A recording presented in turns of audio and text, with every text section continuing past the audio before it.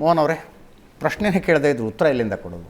ಅಜಿತ್, ಒಂದು ಗಾದೆ ಇದೆ, ಈ ತೊಟ್ಲುನು ತೂಗ್ತಾರೆ ಮಗುನು ಜಿಗಿಟ್ತಾರೆ ಅಂತಾರಲ್ಲ, ಹಂಗೆ ಕಾಂಗ್ರೆಸ್ ಅವ್ರು ಹೆಂಗೆ ಅಂತ ಹೇಳಿದ್ರೆ ಈಚೆ ಬಂದು ಮಾತಾಡೋದು. ಇವಾಗ ನೋಡಿದೆ ಅವರ ಶಾಸಕರು ಮಂತ್ರಿಗಳು ಮಾತಾಡಿದ್ದು, ಒಗ್ ಬಗ್ಗೆ ಡಿಸ್ಕಸ್ ಮಾಡಲಿ, ಪಂಚಮಸಾಲಿ ಬಗ್ಗೆ ಡಿಸ್ಕಸ್ ಮಾಡಲಿ, ಯಾರು ಬೇಡ ಅಂತಾನೆ ಅಂತ ಒಂದ್ ಕಡೆ ಹೇಳೋದು, ಡಿಸ್ಕಷನ್ ಮಾಡಿ ಅಂತ ಅಲ್ಲಿ ಕೇಳಿದಾಗ ಡಿಸ್ಕಷನ್ಗೆ ಅವಕಾಶ ಕೊಡಲ್ಲ ಅಂತ ಹೇಳೋದು. ರಮೇಶ್ ಬಾಬು ಅವರೇ ಅರ್ಧ ಗಂಟೆಯಿಂದ 3 ಸಲ ಹೇಳಿದ್ರು ಚರ್ಚೆ ಮಾಡ್ಲಿ ಪರವಾಗಿಲ್ಲ ಅಂತ, ಇನ್ 3 ಸಲ ಹೇಳಿದ್ರು ಅದು ಬಿಟ್ಟು ಬೇರೆ ಚರ್ಚೆ ಮಾಡ್ಲಿ ಅಂತ ಹೇಳ್ಬಿಟ್ಟು, ಈಗ ತೊಟ್ಲು ತೂಗೋದು ಮಗುನು ಜಿಗಿಟೋದು, ಮುಂದೆ ಹೇಳೋದು ಚರ್ಚೆ ಮಾಡಿ ಅಂತ ಹೇಳ್ಬಿಟ್ಟು ಹಿಂದೆ ಮಾಡಿದ್ರೆ. ಹಾಗಾದ್ರೆ ವಕ್ಫ್ ಇಶ್ಯೂ ಆಗದೆ ರೈತರ ಜಮೀನ ನುಂಗಿ ನೀರು ಕುಡಿಯಕ್ಕೆ ಹೋಗಿದ್ರಲ್ಲ, ಸ್ವತಃ ಮುಖ್ಯಮಂತ್ರಿಗಳೇ ಜಮೀರ್ ಅಹಮದ್ ಖಾನ್ಗೆ ಹೇಳಿ ವಕ್ಫ್ ಅದಾಲತ್ ಮಾಡಿ ಜಿಲ್ಲೆಗಳಲ್ಲಿ ರೈತರ ಜಮೀನೆಲ್ಲ ಸೇರ್ಸಕ್ ಹೋಗಿದ್ರಲ್ಲ, ಆಗಾರದು ರೈತರ ಪರವಾಗಿರೋ ಹೋರಾಟ ಅಲ್ವಾ? ಅದನ್ನ ಚರ್ಚೆ ಮಾಡಬಾರ್ದು. ಹಾಗಾದ್ರೆ ಬೀದರ್ 2000 ಎಕರೆ ಇಡೀ ಗ್ರಾಮನೇ ನುಂಗ್ ನೀರು ಕಿಡಿದು ಬಿಟ್ರು.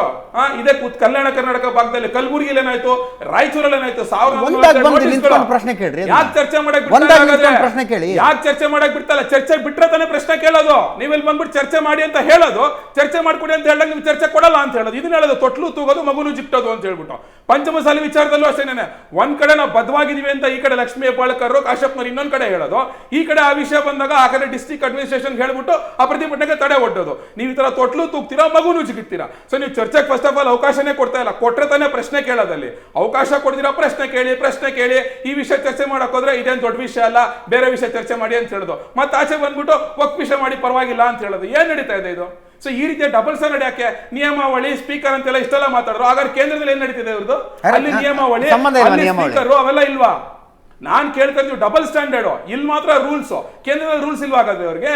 ಯಾವ್ದಾದ್ರು ಇಷ್ಟನ್ನ ಸಡನ್ ಆಗಿ ಬಂದ್ಬಿಟ್ಟು ರಾಹುಲ್ ಗಾಂಧಿ ಎತ್ಕೊಂಡು ಓಡಾಡೋದು, ಅದೆಲ್ಲ ಅವಾಗ ಇವ್ರು ನಿಯಮಾವಳಿ ರೂಲ್ಸ್ ಜ್ಞಾಪಕ ಬರಲ್ಲ. ಅಲ್ಲೊಂದು ಸ್ಟ್ಯಾಂಡರ್ಡ್, ಇಲ್ಲೊಂದು ಸ್ಟ್ಯಾಂಡರ್ಡ್. ಒಂದ್ ನಿಮಿಷ ಮುಗಿಸ್ತೀನಿ ಕೇಳಿ.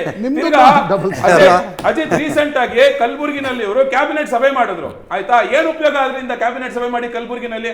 ಕಲ್ಯಾಣ ಕರ್ನಾಟಕದ ಬಗ್ಗೆ ಇಷ್ಟೆಲ್ಲ ಮಾತಾಡ್ತಾರೆ. ಈಗ ಆ ಭಾಗ ರೆಪ್ರೆಸೆಂಟ್ ಮಾಡ್ತಿರೋ ಮಲ್ಲಿಕಾರ್ಜುನ್ ಖರ್ಗೆ AICC ಅಧ್ಯಕ್ಷರು, ಪ್ರಿಯಾಂಕಾ ಖರ್ಗೆ IT-BT ಸಚಿವರು ಕೂತ್ಕೊಂಡು ಟ್ವೀಟ್ ಮಾಡ್ಕೊಂಡು ಕೂತ್ಕೊಳ್ತಾರೆ. ಯಾವ ಪರಿಸ್ಥಿತಿಯಲ್ಲಿ ಇದೆ ಕಲ್ಯಾಣ ಕರ್ನಾಟಕ? ಇವ್ರು 50 ವರ್ಷದಿಂದ ರಾಜಕೀಯ ಮಾಡ್ಕೊಂಡ್ ಬರ್ತಾ ಇದ್ರಲ್ಲ. ಹ್ಯೂಮನ್ ಡೆವಲಪ್ಮೆಂಟ್ ಇಂಡೆಕ್ಸ್ ಅಲ್ಲಿ 30th ಪ್ಲೇಸ್ ಕಲಬುರಗಿ, ನಿಮ್ಗೆ 27th ಪ್ಲೇಸ್ ನಿಮ್ಗೆ ಬೀದರ್. ಅದ್ರ ಬಗ್ಗೆ ಡಿಸ್ಕಷನ್ ಇಲ್ಲ. ರೋಲ್ ರಿವರ್ಸಲ್ ಆಗಿದಾವೆ. ಅಲ್ಲ, ಲೆಟ್ ಮಿ ಕಂಪ್ಲೀಟ್. ನಾನು ಹೇಳ್ತಿರೋದು, ಇಲ್ಲಿ ಕಾಂಗ್ರೆಸ್ನವರು ಏನ್ ಬಿಹೇವ್ ಮಾಡ್ತಿದ್ದಾರೆ, ಸೆಂಟ್ರಲ್ ನೀವು ಮಾಡ್ತಿದ್ದೀರಿ. ಯಾವುದು? ಅಲ್ಲ, ನಾವು ಮಾಡ್ತಾ ಇಲ್ಲ. ನಾವು ಸೆಂಟ್ರಲ್ ಅಲ್ಲಿ ಕಾಂಗ್ರೆಸ್ ಮಾಡ್ತಿದ್ರೆ ನೀವು ಮಾಡ್ತೀವಿ. ಅಲ್ಲ, ಹಾಗಾದ್ರೆ ರೈತರಿಗೆ ಆಗಾರೆ ರೈತರ ಜಮೀನ ಕಿತ್ಕೊಳಕ್ ಹೋಗಿರಲ್ಲ, ಅದ್ರ ಬಗ್ಗೆ ಚರ್ಚೆ ಮಾಡ್ಲೇಬಾರ್ದಾ? ರೈತರ ಸಮಸ್ಯೆ ಅಲ್ವೇ ಅಲ್ವಾ?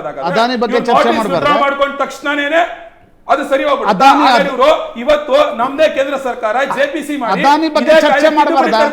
ಇವ್ರಿಗೆ ಧೈರ್ಯ ಇದ್ರೆ ವಿಧಾನಸೌಧ ಸೆಷನ್ ಅಲ್ಲಿ ಕೇಂದ್ರ ಸರ್ಕಾರ ಮಾಡ್ತಿರೋ ತಿದ್ದುಪಡಿಗೆ ನಮ್ಮ ಸಹಮತ ಇದೆ, ಇನ್ಮೇಲೆ ರೈತರ ಜಮೀನನ್ನ ಕಿತ್ಕೊಳ್ಳೋ ಅಂತ ಈ ಕಾಯ್ದೆಯ ಪರವಾಗಿ ನಾವ್ ಇದೀವಿ ಅಂತ ಹೇಳ್ಬಿಡ್ಲಿ. ಹಾಗಾದ್ರೆ ಅದಾನಿ ಬಗ್ಗೆ ಚರ್ಚೆ ಆಗಬಾರ್ದಾಗಿದ್ರೆ ಅದಾನಿ ಬಗ್ಗೆ ಚರ್ಚೆ ಆಗಬಾರ್ದು. ನ್ಯೂಯಾರ್ಕ್ನಕ್ಕೂ ಈಗ ಬೋಫೋರ್ಸ್ ಹಗರಣಕ್ಕೂ ಮತ್ತು ಅದಾನಿಯ ಆ ನ್ಯೂಯಾರ್ಕ್ ಪ್ರಕರಣಕ್ಕೂ ಸಾಮ್ಯತೆಗಳಿವೆ ನನ್ನ ಪ್ರಕಾರ.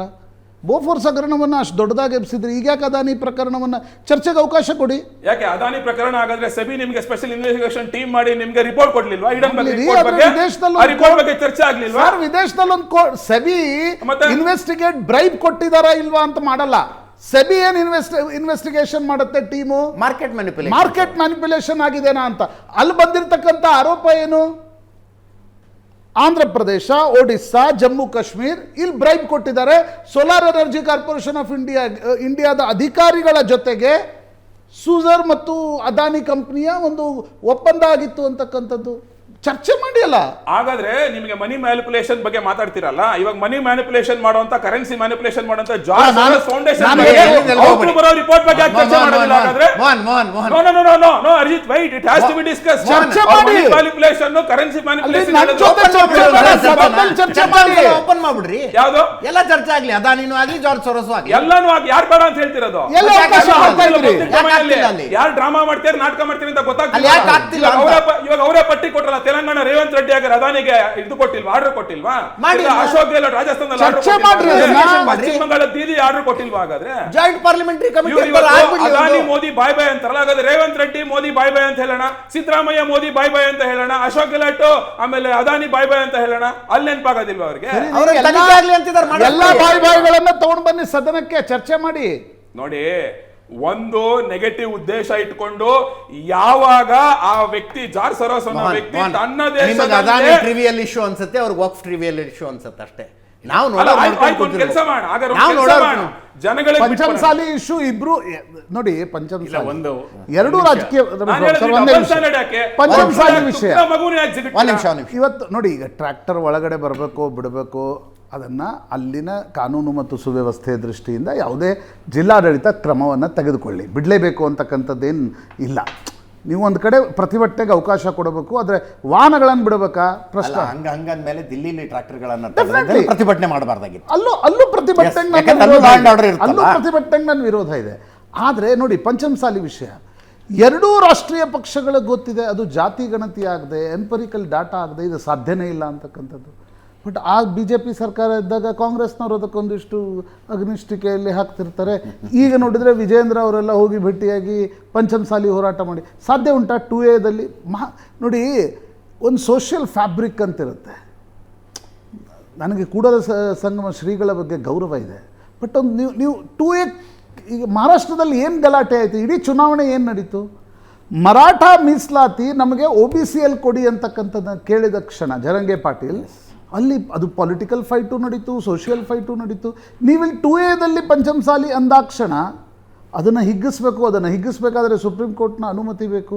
ಆದರೆ ಇಲ್ಲಿ ಮಾತ್ರ ಹೋರಾಟಕ್ಕೆ ಆಗಾಗ ತುಪ್ಪ ಸುರಿಸತಕ್ಕಂಥದ್ದು ಎರಡು ರಾಜಕೀಯ ಪಕ್ಷ. 30 seconds ಮಾತ್ರ. ವಿಧಾನಸಭೆ ಕಾರ್ಯಕಲಾಪಗಳ ಪಟ್ಟಿನಷ್ಟೇ ನಾನು ಗಮನಕ್ಕೆ ತರ್ತೀನಿ, ಯಾಕೆಂದ್ರೆ ವ್ಯೂವರ್ಸ್ ಗೊತ್ತಾಗಬೇಕು ಏನ್ ನಡೀತಾ ಇದೆ ಅಂತ ಹೇಳಿ. ಅದ್ರ ಬದಲು ಒಂದು ಲಿಸ್ಟ್ ಕೊಟ್ಬಿಟ್ಟು ಅಲ್ಲ, ಒಂದು ಒಂದು ಇಷ್ಟೇ ಚರ್ಚೆ ಮಾಡಿ, ಪ್ರಶ್ನೆ- ಮೂಡ ಬರಬೇಡಿ, ಪ್ರಶ್ನೋತ್ತರವಾದಿ ಲಿಖಿತ ಪ್ರಶ್ನೆ 2 ಸಬ್ಜೆಕ್ಟ್. ಬರೀ ಯಾವ್ದು ಬಳ್ಳಾರಿ ತಗೊಂಡು ಯಾರೊಬ್ಬ ಡಾಕ್ಟರ್ನ ಸಸ್ಪೆಂಡ್ ಮಾಡೋಣ. ರಮೇಶ್ ಚರ್ಚೆ ಎಲ್ಲ 30 seconds ಮಾತ್ರ ಇದೆ please. ಇದಾದ್ಮೇಲೆ 3ನೇ ಸಬ್ಜೆಕ್ಟು ಕಾಗದ ಪತ್ರಗಳನ್ನು ಒಪ್ಪಿಸುವುದು. ಅದಾದ್ಮೇಲೆ ಸಚಿವರ ಹೇಳಿಕೆ ಕೃಷ್ಣ ಬೈರೇಗೌಡಕ್ಕೆ ಸಂಬಂಧಪಟ್ಟಂತೆ ರಾಜ್ಯದಲ್ಲಿರುವ ಅಧಿಕ ಮಳೆಯಿಂದ ಉಂಟಾಗಿರೋ ಬೆಳೆಹಾನಿಗೆ ಸಂಬಂಧಪಟ್ಟಂತೆ ಅದು ಸ್ಟೇಟ್ಮೆಂಟು.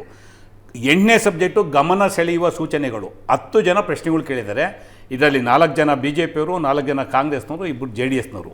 ಯಾರೂ ಸಹ ಈ ಸಾರ್ವಜನಿಕ ವಿಷಯಗಳನ್ನ ಚರ್ಚೆ ಮಾಡಿಲ್ಲ. ಅವರ ಕ್ಷೇತ್ರಕ್ಕೆ ಸಂಬಂಧಪಟ್ಟಂತೆ ಪ್ರಶ್ನೆಗಳು ಎತ್ತಿದ್ದಾರೆ, ಇನ್ಕ್ಲೂಡಿಂಗ್ ಸುನೀಲ್ ಕುಮಾರ್. ಇದಾದಮೇಲೆ ನಿಯಮ 69ರ ಮೇರೆಗೆ ಸಾರ್ವಜನಿಕ ಮಹತ್ವದ ಜರೂರು ವಿಷಯಗಳ ಬಗ್ಗೆ ಅಲ್ಪ ಕಾಲಾವಧಿ ಚರ್ಚೆ, ಇದು ಇಂಪಾರ್ಟೆಂಟು. ಇದನ್ನು ಇವರು ಮೂವೇ ಮಾಡಿಲ್ಲ, BJPಯವರಲ್ಲಿ JDSನವರು ಮೂವೇ ಮಾಡಿಲ್ಲ. ಸುನೀಲ್ ಕುಮಾರ್ ಕೊಟ್ಟಿರ್ತಕ್ಕಂಥದ್ದು ಕಳೆದ 2 ವರ್ಷಗಳಿಂದ ಯಾವುದೇ ಚಟುವಟಿಕೆಗಳನ್ನು ಸರ್ಕಾರದಿಂದ ಅನುದಾನ ಬಿಡುಗಡೆ ಮೇಲೆ ಪ್ರತಿನಿಧಿಸುವ ಬಗ್ಗೆ ಚರ್ಚೆ. ಅದು ವಕ್ಫ್ ಬಗ್ಗೆನೂ ಕೊಟ್ಟಿಲ್ಲ ಅಲ್ಲ, ಅಥವಾ QA ಬಗ್ಗೆನೂ ಕೊಟ್ಟಿಲ್ಲ. Even that is also a matter. Thank you so much. Thank you, Prashant. ಇದರೊಂದಿಗೆ ಇವತ್ತಿನ ಲೆಫ್ಟ್ ರೈಟ್ ಅಂಡ್ ಸೆಂಟರ್ ಮುಗಿಸ್ತಾ ಇದ್ದೀನಿ. ನೇರ ದಿಟ್ಟ ನಿರಂತರ ಸುದ್ದಿಗಾಗಿ ನೋಡ್ತಾ ಇರಿ ಏಷ್ಯಾನೆಟ್ ಸುವರ್ಣ ನ್ಯೂಸ್.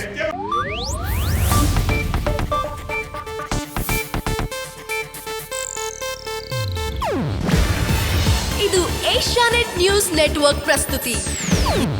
ನೀವು ನೋಡ್ತಿದ್ದೀರಾ ಏಷ್ಯಾನೆಟ್ ಸುವರ್ಣ ನ್ಯೂಸ್.